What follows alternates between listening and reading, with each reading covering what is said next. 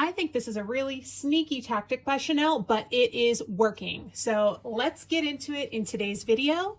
Hi everyone, welcome back to the channel and welcome if you are new here. Here at Witting Chic, we understand that no one wants to unwittingly make a bad luxury purchase. So I like to share all of my tips, tricks, and insights with all of you so that you can make smart and fun and functional luxury purchases for your everyday life and not just your fantasy life. Today, I'm going to talk about Chanel's actual price increases and the gap that we have seen between what was rumored, and I did a video on this earlier in the year about the rumored price increases and how Chanel has been really upping their game, right? Classic flaps are now solidly in Birkin territory, and it is largely a set of increases over the past 5 years. So just out of a little bit of context here, over the past 5 years, we've seen the medium classic flap, now known as the 1112 bag. We've seen the price increase 86% from what it was in 2019 to what it is now. That is a wild set of increases, okay? So largely I am referencing an article by Purse-Pop on the recent Chanel increases, and I will link that article in the description box below so that you can go and investigate all of these numbers for yourself. But yeah, the medium classic flap used to retail for $5,800 back in 2019, and today it retails for, drum roll please, $10,800. $10,800. I think I would rather buy the Birkin. Okay, so I'm sitting here with a couple of my other bags.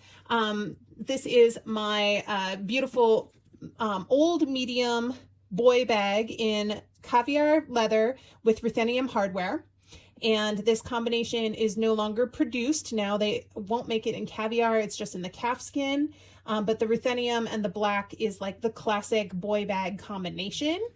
And then this is also a bag that is not made anymore. This is my Chanel 19 in goat skin. And so now this is a bag that is only currently made in lambskin, but this is in the goat skin in a beautiful gray that was produced in one of the seasonal colors for 2019.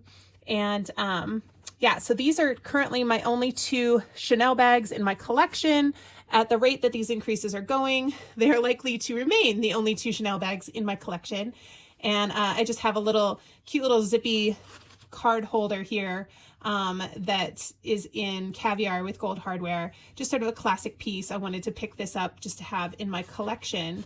So all of these bags I purchased pre-loved, and with the increases in Chanel's pricing, the pre-loved market is also poised to increase. So if you have had your eye on a Chanel bag, you'd best be buying it on the pre-loved market now before the pre-loved market's prices start to reflect the recent round of price increases for this year. So what other prices have increased? Well, there were rumors of things going up in the multi-digits, right? People were swirling rumors and fearing that the prices might be somewhere in the range of like 10% up to 17% in certain categories. And all hearsay, all rumors. Now that the prices have actually increased and the dust has settled, we see that for the most part, those high numbers were unfounded. But my friends, this is classic gaslighting, right? So when everybody's like, oh, the small classic flap or the medium classic flap didn't go up by 14%. It only went up by 8%. The classic small classic flap went up by 8.3% from $9,600 to $10,400. Which, let's pause here for a moment and just recognize that that is like an absolutely insane price for the small classic flap.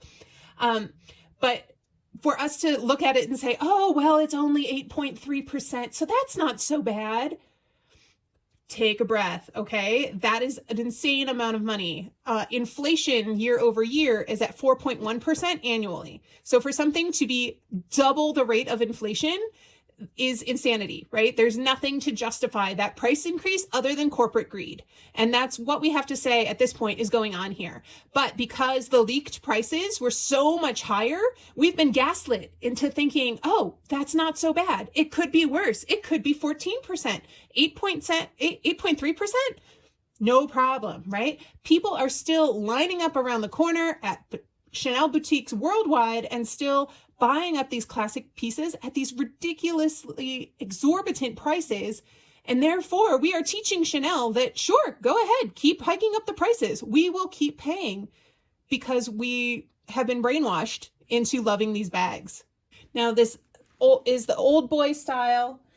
So it's not produced anymore. It's sort of in between what the medium and the large boy bags would be considered today. Boy bags only went up in the range of 4 to 5%, 4.3 for the large boy bag from 7,000 to 7,300. And then the medium boy bag went up 4.5% from 6,600 to $6,900. And then the small boy went up 4.9, so nearly 5%, from $6,100 to $6,400. So some people are sitting back and saying, oh, well, that's actually not so bad. That's about at the rate of inflation. It's still a lot of money, you guys. So something to be thinking about. A Chanel 19 classic flap like this one went up 3.1% from $6,400 to $6,600. So only a $200 increase in the United States. And that doesn't seem nearly so bad to me. The Chanel 19 large size went up 7.4% though, which is, I think, kind of crazy. It went up from $6,800 to $7,300.